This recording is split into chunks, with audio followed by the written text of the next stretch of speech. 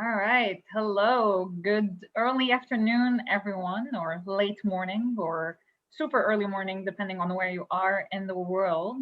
I hope all of you are feeling good and well and rested and happy and all the good stuff in the world. So, without further ado, welcome to the Infusion Sessions. This is a series that was, initially imagined and designed by Zoo and was supported by Banque Nationale in order to help entrepreneurs address key concepts related to their startup development. So we covered all sorts of topics from product development, we've covered marketing, and today we are covering, with the support of EY, everything related to non-dilutive funding and tax credits advantages of setting up the company in Quebec. The person doing the presentation with us today is a person I've known for quite some time now, Nassim Ben Nasser, who is a senior manager, private client services and business tax incentives at EY. So without further ado, I'm going to remind everybody to keep your cameras on because it's always nice to see everybody's faces and reactions to what we're saying and how we're presenting the information. We can see the confusions or the question marks on people's faces, so we can go back or call you out to say, hey, what is it you didn't get? Also, we're going to reserve the last 20 minutes for the Q&A, so do not hesitate at any moment to use the chat. Oops, sorry, I'm just gonna mute someone here.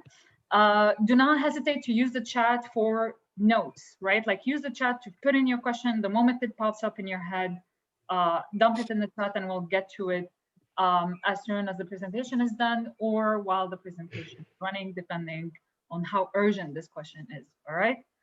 So without further ado, I'm gonna pass the mic along to Nassim. Hi, Nassim. Hey guys. Hi. So the floor is yours. Pretty good intro, Noor. Thank you. Ultimately, like Noor said, I'm a senior manager at EY in our business tax incentive practice. I've been doing this for 16 years now. I was a small company that was acquired by EY because we were very entrepreneurial focused. So we worked with really startups, VC-backed companies, that scale, quickly, and then some of them obviously don't. But it's what I actually enjoy doing, Monday to Friday. So I will present you, a deck about one of the larger incentive programs, links to some of the resources that you should be researching, what I guess our approach to doing it with our clients, which you can do, or you can work with consultants such as myself. And then some of the hotter, larger incentive programs that are pertinent to the zoo companies in the two cohorts.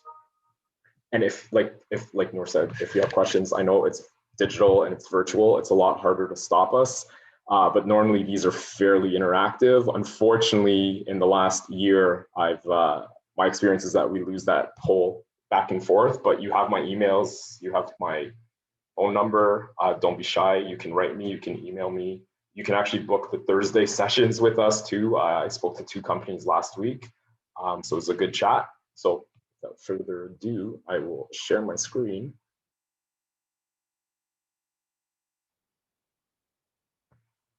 Do you guys see my screen? Yeah. Okay. Awesome. So the name of the game, right? Non-dilutive funding. The idea is that if you are starting a company or you're running a company, you've got a few choices, right? You can borrow money, you can raise equity, so you're going to be giving up part of your company, or you can leverage non-dilutive funding. So anything from a tax credit, from a government-backed loan, which tend to be either forgivable or have very low interest or have very long repayment windows, or grant programs. The big difference between a tax credit and a grant, really a tax credit is I spend the money, I incur the activity, most of them are attached to your financial year end of your company, and you apply for them at year end in your tax returns.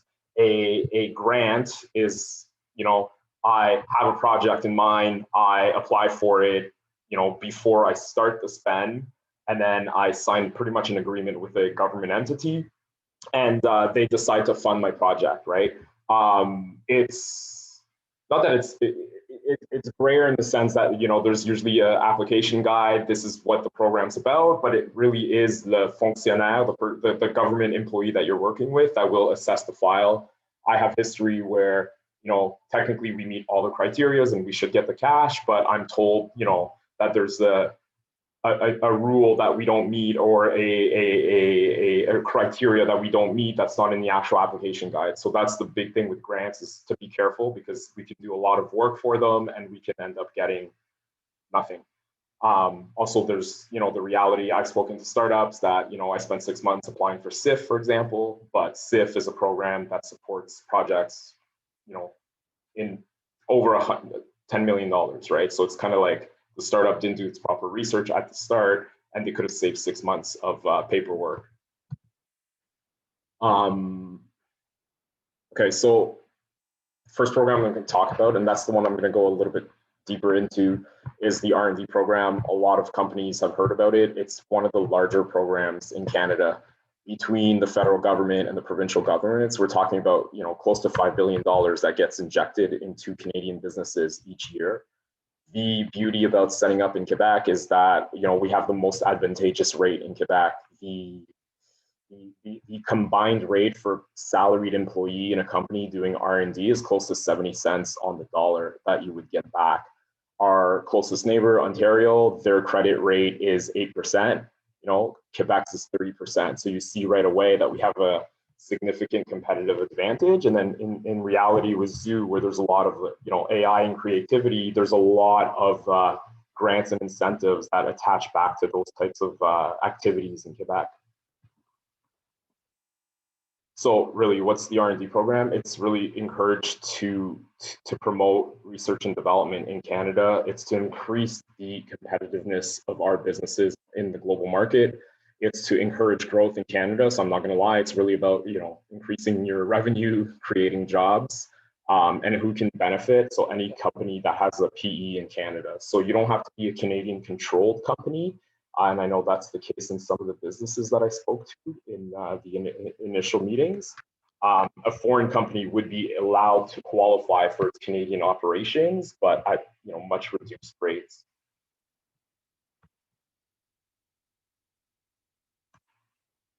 So I'm just going to try to minimize stuff blocking my screen. Okay, so what's the credit, right? So federally, it's administered by the Canadian Revenue Agency.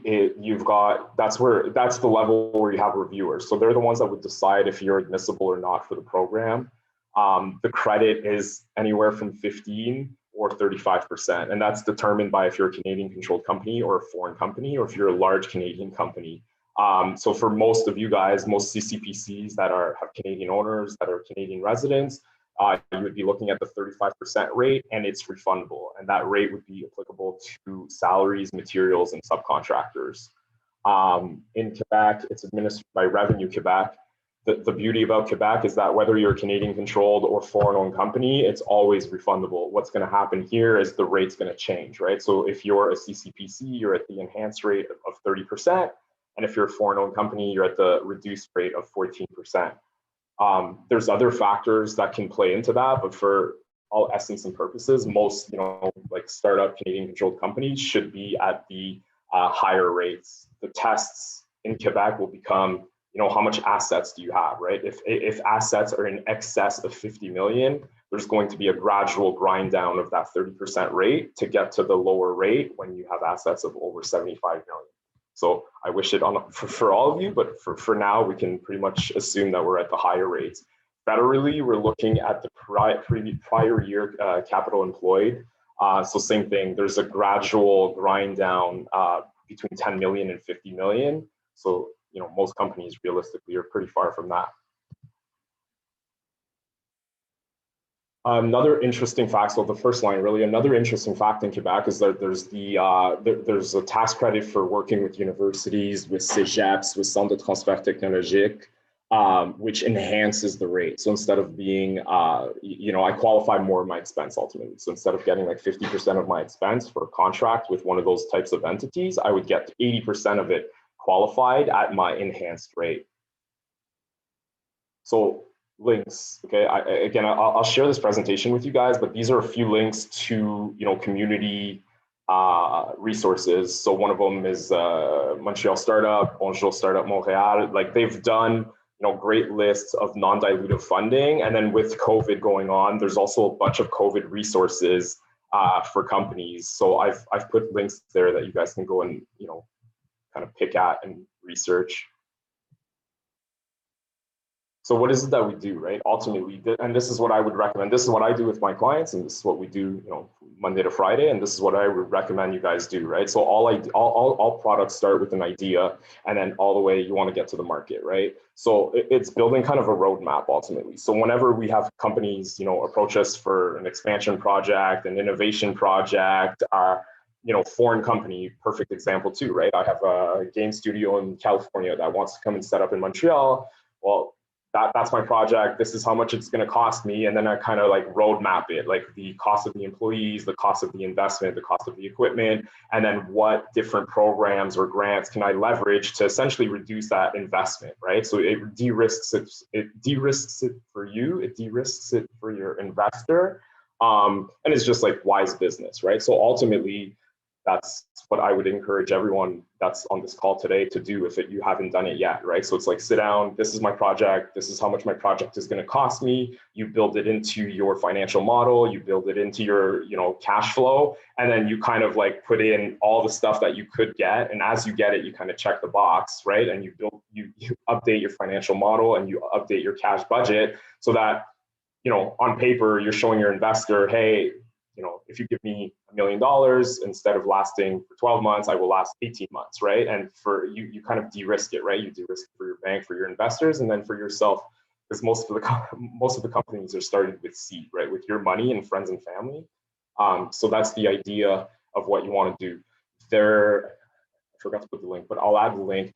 The federal government has a government site, the concierge site, which is the same thing, right? Like you can kind of answer basic questions, and based on those questions, it will generate a list of, tax credits, incentive programs, investors that you can go and research. It's free. It's totally worth doing. It's the first thing I would do if I'm starting out. There's a bunch of paid versions of those services, but honestly, the federal government set one up a few years ago, and it's fairly good. So what's SHRED? Ultimately, there's 3 types of work under the SR and ED program, right? There's basic research, there's applied research, and there's experimental development. 80% of the claims fall into the C bucket, right? Experimental development. So people are doing work, namely to improve, develop existing products, processes, devices, you name it, it's in there. Part of ABC work is supported by D work, right? So support work is everything that you're doing here. So engineering, design, operational research, mathematical analysis, computer programming, data collection, testing, and psychological research on its own would not qualify, but all those activities done to do the ABC, so basic, applied, or experimental development, would qualify. So how do you identify a project, right? This is the biggest notion here. So ultimately, you want to segregate between a company objective and a SHRED project, right? So a company objective is really like, I want to do this to, generate this product, which is going to generate X amount of revenue. In reality, for SHRED, that's not what we want to say. We want to say what my technological uncertainty is. So I have this company project, but it requires these technologies. These are the challenges that I have, and these are the steps that I'm going to take to overcome.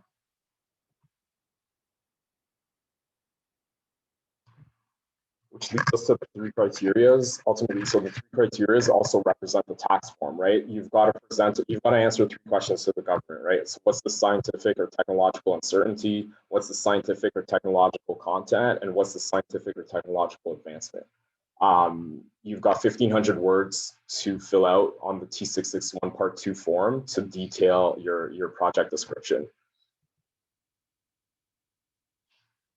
And then so ultimately just going in a little bit into detail, but you guys can read this. They're like technological uncertainty, what it is, scientific content. So really here is, the basis. You're telling them what you did in the year, right? So I formulated a hypothesis. This is the description of the work that I did. These are the results that I got. I analyzed, and did I overcome my uncertainty and I got an advancement, or I cycled back into a new hypothesis, right? And this is what you would detail in your T661 part 244. It's the story, ultimately.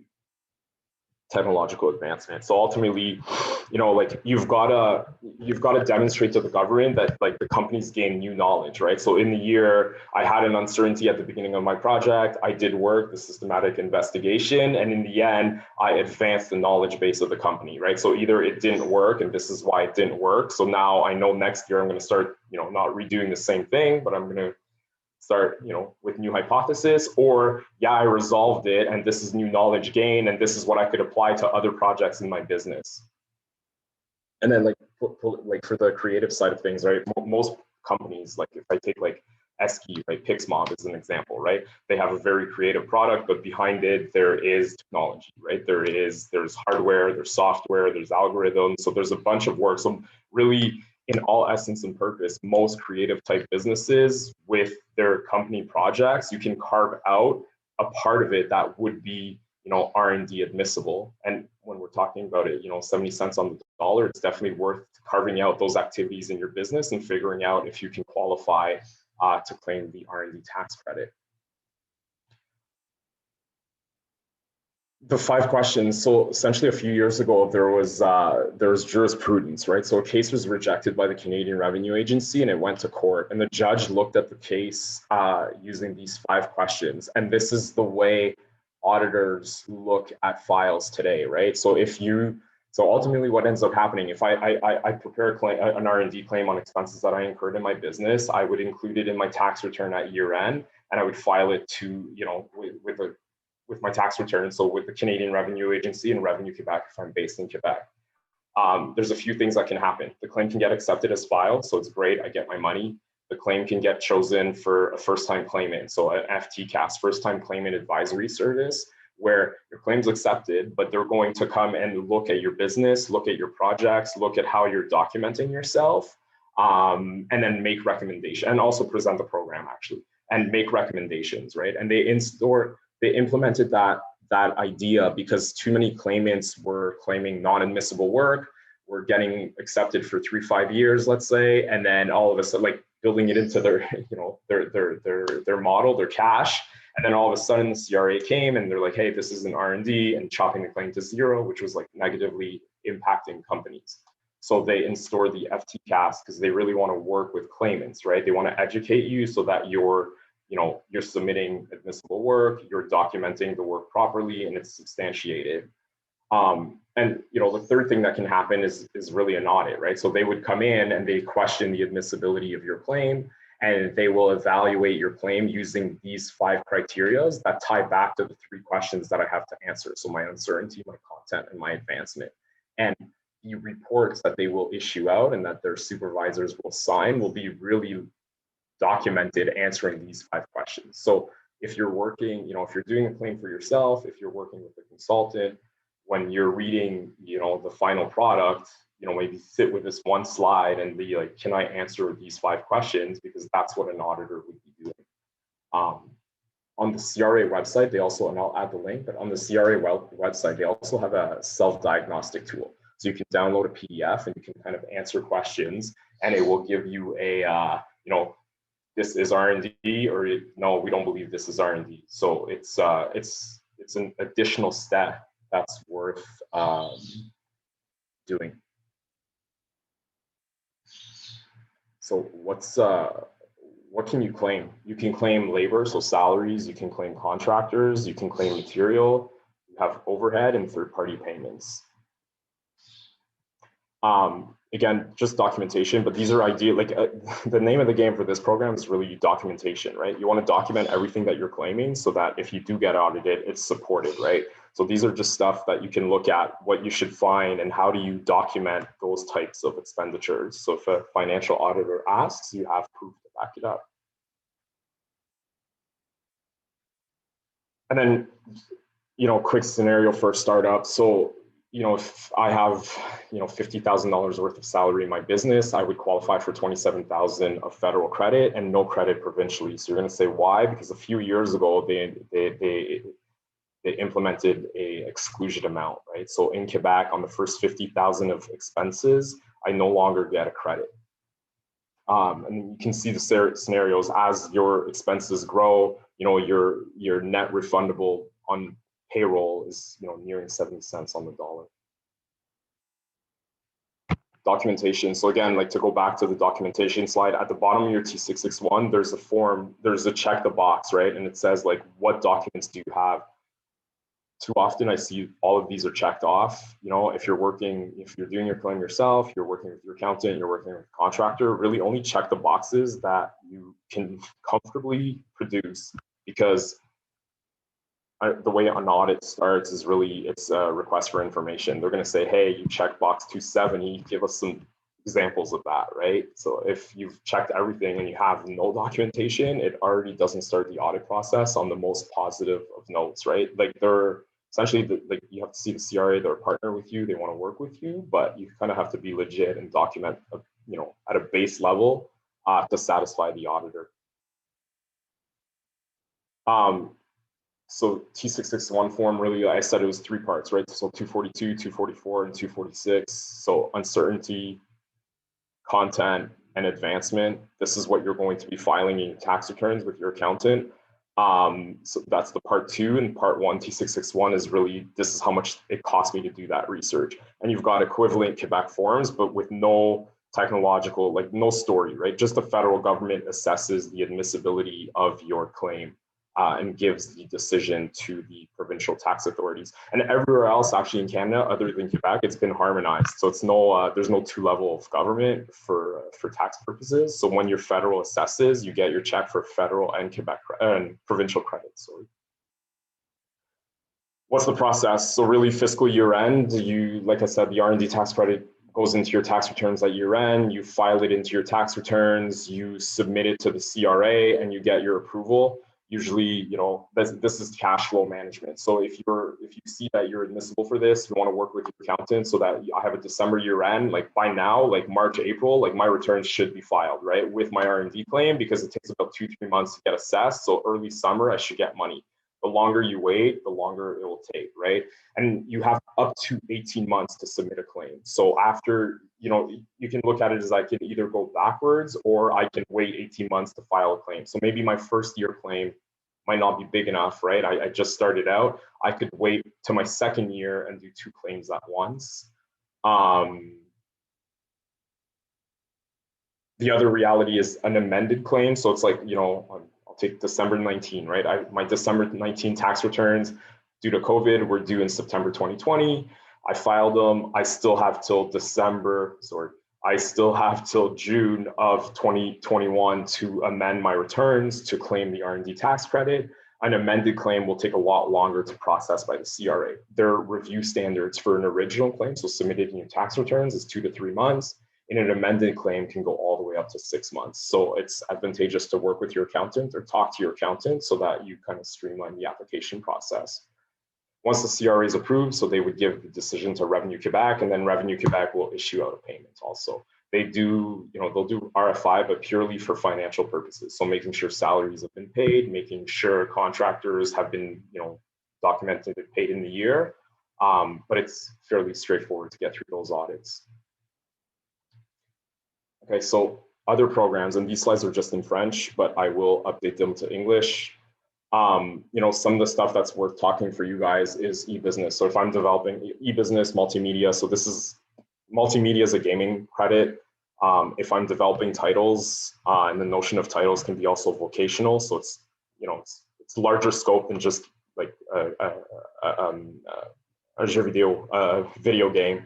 The credit can be, 37.5%, 30%, and on salaries and contractors. It's administered by Investissement Quebec. It's something that's definitely worthwhile to look at. And if you go to these jump cards, you can actually jump to the government websites, and you'll have full details of what the credits are.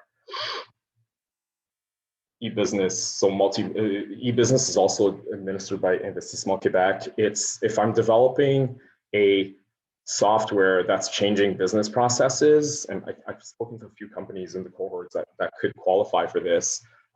There's two criteria. There's a revenue test and there's an employee test. So this credit requires a minimum of 6 employees doing admissible work, and that I meet the revenue test. But again, if I'm developing software and I'm selling software licenses, then more than likely I can qualify. It's up to $25,000 per employee. And the beauty of that credit is that it does not grind down my federal R&D. So I have this bump effect, right? My federal R&D will go up, and in Quebec, I'll be claiming e-business tax credit. The e-business and multimedia they're administered by Investissement Quebec. So I need to get certificates that say I'm admissible, and then I take those certificates and I turn to Revenue Quebec, and I get my credit. IRAP is administered by CNRC, another credit that's really worthwhile to look at. Actually, not credit, now we're in the grants, in the realm of the grants, but it's definitely worthwhile. You want to contact them, you want to speak to kind of an intake coordinator, and they offer more than just funding, right? They'll pay up to like 80% of salaries, they'll pay for contractors. But what I do is I apply online, I apply for a project, like I want to develop this is what it's going to cost me. And they're evaluating projects on two criteria. They're evaluating you both on innovation, but on the economic benefit for Canada. So is it going to be creating jobs? Is it going to be increasing your revenue? Unlike R&D, that's really only looking at the technological advancement side of things. This one's, let's say broader. And IRAP goes all the way up to 10 million, and then you flip into FSI, which is Fonds Stratégie d'Innovation, which is also administered by the federal government, but much larger scale projects. So stuff, most startups will start at the IRAP.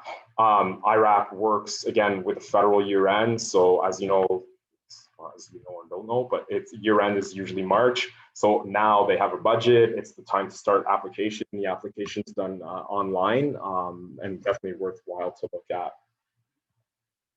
And I'm just going to jump, sorry. But for creative or media, again, same thing, right? I've got my multimedia, I've got my e-business, I've got SEDEC that I should look at. I know I talked to some of you guys where I'm producing events that are going to go outside of Quebec. This is definitely something that's worthwhile to look at. Canadian Media Fund has a bunch of streams. Experimental stream is probably the one that's more, interesting for this cohort. So same thing. I've gotten clients that have gone, close to $1 million to develop new experimental products through the Canadian Media Fund. They have, they have call to tender, so you're going to prepare your application up to a certain date, and then it goes to a panel who evaluates. So it's not straightforward like a credit, because it's pretty much a contest, and they evaluate the projects based on merit, and then they decide to fund some of the projects. It's kind of hidden under my face, but you've got the MAE is another great source of programs that you can look at. It's in the bottom corner for innovation. There's different streams. So there's Projet Innovation, there's AI, there's new products. Same thing there, call to tender. They usually have 2 or 3 different calls per year, depending on the programs. Fairly straightforward applications. The challenge with Quebec, though, is that most of the applications need to be done in French, so you have to be careful with that if I'm presenting in English. So if you don't know French, it can be a challenge to work with the government of Quebec, but nothing that people around you shouldn't be able to help you with. That's pretty much it in terms of tax and incentives and grant programs. I can spend hours talking about this, but I don't know if there's questions that I can answer. All right, guys, any questions so far? There was a lot of material covered. I would have a... Yeah, I'll share the slides with you guys too. There's, again, so much material, but I think the takeaway is really do a roadmap, right? This is what my project is. This is what it's going to cost me to do this project. And then you can start, associating different programs and assistance that you could go and, tap into. Start early. grants don't like, especially grants, they take a lot of time to get through. You know, if I take the AI program from the MAE, we applied for the last war. Yeah. So recently the last one, but it was in December, the last call before the holidays. And then clients got their funding letters in, you know, mid-March, right? So it's not overnight that you tend to get this money. But again, if it offset cost of development, it's something that's definitely worthwhile to look at. No. And then Zoo's connected with, you know, with Prompt, with CMF. So I'm assuming you're probably going to get presentations about their programs too, but they're kind of like incubation bonds. So they're definitely worthwhile to look at too. Yeah, we actually have a presentation from the different government partners that is happening this week. So I'm sure some of the people in the cohort have received the invitation for that. So I encourage you to join. In the meantime, I have a question from Robert Lemoine. Yeah. Monsieur Robert. Oui, salut Nassim, merci pour la présentation. Ça a bien été expliqué du côté recherche et développement. Donc, il y a une possibilité cumulative entre le palier fédéral et provincial. Mais je me demandais si c'était aussi de même pour les médias numériques et les autres. Est-ce qu'on peut cumuler les programmes ou on est casé dans une des boîtes? C'est une bonne question. Certains des programmes incitatifs, right? Pas les crédits d'impôt, mais certains des programmes incitatifs vont avoir des règles de cumul, right? Donc, tu ne peux pas avoir plus que 75% de l'argent qui vient de fonds publics quand je monte mon dossier, right? So, je prends un bon exemple, right?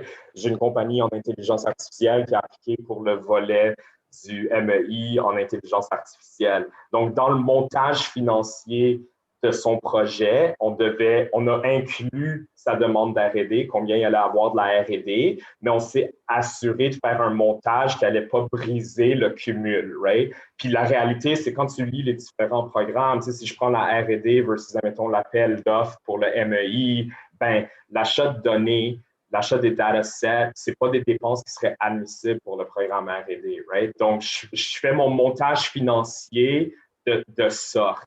Après ça, les programmes d'aide, comme le pari, le fonds monétaire, tous ces types d'aides-là, si ça se rapporte à des dépenses d'R&D, ça va venir réduire les crédits d'impôt, right? Donc, je ne peux pas avoir, mettons, je ne peux pas prendre l'argent du CMF puis dire, je paye ce salaire-là de 100 000 $ avec, puis après ça, claimer ce salaire-là en R&D.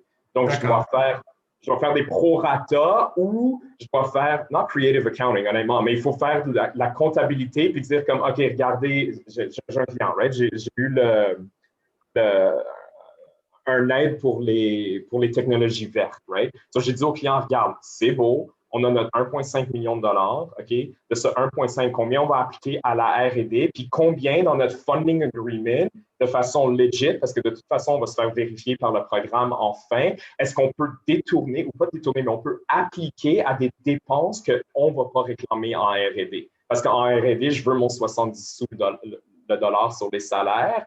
Donc, c'est comme ça qu'on va le structurer. La majorité des programmes d'aide, comme le Fonds monétaire, le CMF ou le SDTC, dépendamment des montants qu'ils vont me donner, ils vont te demander un rapport d'un évaluateur à la fin là, pour avoir les dernières déboursées. So, ils font tout le temps un holdback. Tu produis ton dernier... Je pense que le Canadian Media Funds, au-delà de 600 000, ça trigger qu'il faut un rapport de vérif en fin de programme. Donc, ça répond à la question? C'est une longue réponse, mais... C'est parfait, merci. Très clair. Anne-Marie, est-ce que ta question est similaire ou tu aimerais des ajouts par rapport à ça? It's similar, mais should I do it in English maybe, I guess? Okay, yeah. Well, because last year, like I got the Paris CNFC and I got the ME and I got the PAI, PAI 2, PAI 2.5, whatever. So I had all of this and then now I'm trying to figure out, like, is it worth it for me to retrospectively get the R&D tax credits? Because I'm probably like capped, right? So it's like I get like a subcontractor that's like, oh, let me help you with that. But I'm like, before I actually hire you, like, how do I get to know if it's worth it in terms of time and the money that I'm going to get back? So I think ultimately, you know, when I was saying build your budget, right? So that's exactly it, right? Like you mentioned, I got IRAP, I got wage subsidy, right? I got MAE. So it's like seeing like last year at my company, these are the salaries I incurred, these are the subcontractor costs I incurred, right? Then what would their involvement have been in an R&D effort, right? And then, you know, like, perfect example, right? You paid yourself a salary, you spent 100% of your time doing R&D, but then you got wage subsidy and you got MAE amounts for yourself, right? So for the amounts that you got from those programs for your 100% involvement, I would have to deduct. But if then you only spent 50% of your time, I would only take 50% of the grant, right? So it's kind of like the best answer, and what we do, right, is take an Excel, put your expenses, put the involvement, and put what the amounts you would have received for wage subsidy, for the different programs that you would have gotten, and then you'll net it out and you'll figure it out, right? There's often always something left to claim, right? Because you don't have, you know, most programs don't cover 100% of an expense. So there's always a net that can be claimed. Then you can do an educated guess, like, is it worth to claim that net? Is it worth to maybe wait 2 years, right? Because I can take 18 months, so I'll do 2 claims at once, is the most rational way to go about it. Makes sense. And just a last sub question: if you had to choose, let's say, to prioritize either R&D tax credits or Paris CNRC, do you say that Paris is more inclusive versus R&D, and would you prioritize that, or? So same thing there. I would say most of my clients that get IRAP, we also claim R&D, right? Because they're really looking at innovation, and that's a perfect program where they do not cover 100% of an expense, right? So, and then they often have limits too, right? Because it's like, you know, you could get a 50,000 from an IRAP funding, but you spent 250 in your company, right? So again, when you net it out based on the involvement of your employees and your subcontractors, it may still be worthwhile to do a claim, right? So it's, yeah, essentially kind of put it on an Excel, map it out. If you want to email it to me, I can look at it for you and kind of answer you like, it makes sense, it doesn't make sense, this is what it could represent. But, you know, most like company on Thursday, right? Like they're really, really early stage. They've been going at it for 2 years. Their R&D tax credit net of the subsidies will be $7,500. And I'm like, listen, can you use that 7,500? Like her answer was like, yeah, I can use that 7,500. So I'm like, you have your answer, right? So I'm not gonna prepare it for her. She's gonna do most of the legwork, but I'll review it and help her import it into her tax return with her accountant, because, you know, she can use that $7,500. Yeah, just got to do the work. That's the answer. Yeah, well, honestly, it's the best bet is just seeing what it could be worth, right? Because if it's $1,000, you might say, hey, it's not worth my time. But then if it's $7,500, you know, for most people, $7,500 is it's a decent amount, right? Kind of thing. And then, you know, not to be lazy, but then some of those amounts can get kind of significant, right? So it's like worthwhile to do. You know, same thing with the MAE stuff, like which you mentioned you've gotten. They're a lot of work. You put the application, you get your supporting documentation, but when you do get your funding agreement, often most people are like, yeah, it was definitely worthwhile. It was a bitch to do in the week following up to the application deadline, right? And like last week, I think someone told me they applied at like 4:59 right before the cutoff, and like they were really struggling to meet the deadline. But you know, I'm sure if it's positive in the end, they'll be happy that they spent the time doing it, right? Thank you, Nassim. Thank you. Thanks, Anne-Marie. Danielle, I'm guessing iPad, that's you, Danielle. Yeah. Okay, so I'll read it. Hold on. Well, basically, we are currently working with on a project that is financed by FMC, and some people say yes, you can claim shred credits from it. Some people say no. I was wondering if what's your take on that?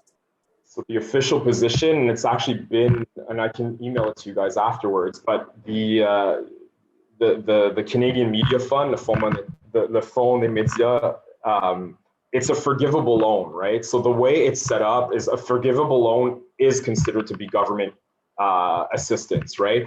But what you want to do if you have R&D admissible activities is claim it, reduce the assistance that you have gotten because it's a forgivable loan. But if you have plans on paying it back in the year that you pay it back, you're entitled to the R&D credit, right? And then like if you don't claim it then and deduct it and the year you recapture it, you lose that recapture, right? So the CRA at the PFF a few years ago like answered that question, and it's like any forgivable loan. So SIF has a notion of forgivable loan in it. SL can have a notion of forgivable loan in it. So because there's that, you know, you could have to not repay it back. It's considered to be assistance, but in all essence and purpose, for a lot of my clients anyways, it went really well and they did repay it back. So they recapture the credit. They're entitled to the R&D credit on those amounts, right? When they pay it, okay, when you pay it back, it's no longer an aid. It was a loan, right? Like a traditional type loan. So that's the best answer. And I can dig up the APFF answer and send it to you guys in regards to that. But basically you claimed, you claim them as if you were paying it back, but you never so you claim it, so you have your R&D expenses, right? Then I got CMF money that I used to pay those expenses, right? So then I deduct that aid, right? So in the year, in the year, let's say we're talking about 2019, right? You're or 2020, shit, we're 2021. So I'm talking about, let's say you're December 2020, okay? Yeah, earlier today, I thought we were the 18th, so I was completely about to miss this presentation. And I found out we're the 20th today. But so I'm a December 2020, okay? And I incurred $1 million worth of expenses and I got $1 million worth of CMF, right? So it's $1 million minus $1 million, it's net zero, right? 2 years down the road, the product works, I started generating revenue. As per my agreement with the CMF, I start repaying that assistance, right? I pay back, right? Because that's the notion of the repayable loan, right? Or forgivable loan. I pay back $500,000 of it. In the year that I make the repayment, I'm now entitled to claim that $500,000 because it's no longer considered to be government assistance. I paid it back, right? Now, even if your research and development was done 2 years ago, 3 years ago. Correct, but the notion there is you have to claim your R&D, right? Even though it might be net zero this year and I may get no credit on it, if there's a notion that you're really realistically thinking that you're going to be paying back a portion of it, then do it. You know, like I've had game studios where that's like their notion was like, oh no, we were told no, we're not doing it, and like I'm like no, we're gonna do it, we're gonna net it out, I'm gonna make no money. But down the road, when they like the title work, they published the title, they started making money. Fine, there was a small notion of it that was forgivable, but a big chunk of it they did pay back. So because they did the original claim, because you did the original claim, you're entitled to the credit in the year that you pay it back. And there's a whole position on that. Like at the APFF, which is like the Association of Fiscalists, like there's a symposium for tax incentives with the federal and the Quebec government, and they've put out a position on what the, you know, if a forgivable loan is considered to be government assistance, and the answer is yes, it is, but it doesn't stop you from getting a credit if you do pay that back down the road. Great, thank you. All right. These are all excellent questions, but all questions are good questions. So if you guys, we have another 15 minutes to go. If there's no more questions, I have more. So okay, good. Paris, actually, we applied to them. It was a very weird sort of. We ended up talking to a person that he told us he was the gatekeeper. And I'm the gatekeeper. And he described the program as underground. Sort of, we don't even publish it because we don't want a lot of people to know about. He said, and he told us, I'm the gatekeeper and I'm opening the gate for you. And we're like, yeah. Next step, he sends an email saying, oh, sorry, and there's no funds. The government spent everything on COVID assistance, so there's no funds.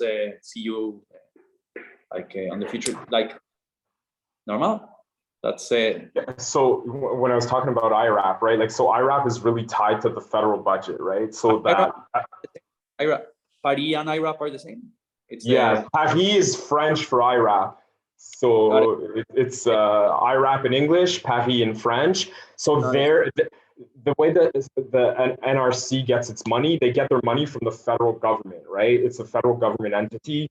As you, I'm sure all are aware, we had a budget yesterday, right? So the budget usually ties in with the fiscal year end of the government, which is March 30th, right? The federal government. So, you know, we had a year end. Now the government had a budget announcement. It's going to get voted into law or not voted into law, opens up elections, whatnot. But the normal mechanism is that's when they get their pocketed money. So right now, like at this time of year, it's the time to be contacting them, because realistically, IRAP Paris by end of summer, early fall, no money left. They've assigned all their money to all their projects. So that agent that you spoke to be like, hey, like, you know, I understand that IRAP works with, that Paris works with a federal budget. There was a budget yesterday. Do you believe you guys will have funding in 2021, 2022? Yeah. Do you think I should get that link to do my application? And continue the discussion. That's the answer, right? And then last year was a special year because like they got like wage subsidy. Originally, startups didn't qualify for wage subsidy, right? So then the government kind of backpedaled and was like, okay, we need a wage subsidy for startups that couldn't show wage reduction year over year. It was impacting them. So they gave them money to take care of that. They launched that. They launched the portal to apply for it. So they had their hands full last year, let's be honest. But the budget yesterday, and again, we haven't had our budget talk yet, and I haven't read the 800 pages, so it's a thing to do. But more than likely, there is money for innovation. There is money for IRAP. It's been around for a very long time. So if you have a contact, you already spoke to an agent, I would be emailing them, I would be calling them just to see if you can get into the application pipeline. Okay, excellent, thank you.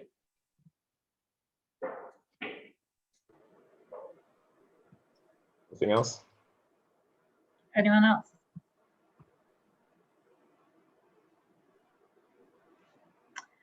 All right. Well, I'm just going to make a quick correction for the presentation for the government funding, government assistance programs that we partner with. The presentation is actually for the startups in the port only on the 29th of April. So I also have my dates messed up this week for some reason. Nassim, you're not alone. Something is in the air. Anyway, with that being said, if you guys don't have any more questions, I'm not going to keep you here longer than we should. I'm going to thank you so much, Nassim, for taking the time with us today to do this presentation. I know it's an incredibly busy season, so I'll ask you all as well, if you want to reach out to him, you know, just be patient because you know, this is crunch time for Nassim for a lot of things. So we really appreciate you taking the time. Next week for the infusion, we are going to be covering dilutive funding. So in this context, we're going to be covering more investment funding. So that's on the 27th. I hope you all are going to be able to join us. Same time, same, I think same link, maybe it's a different link. I don't know, who knows? The internet is magic in my head. So I hope to see you all next week. Thanks, Nassim. And thank you all for coming. Thank you, Thanks, guys. Thank Bye. you.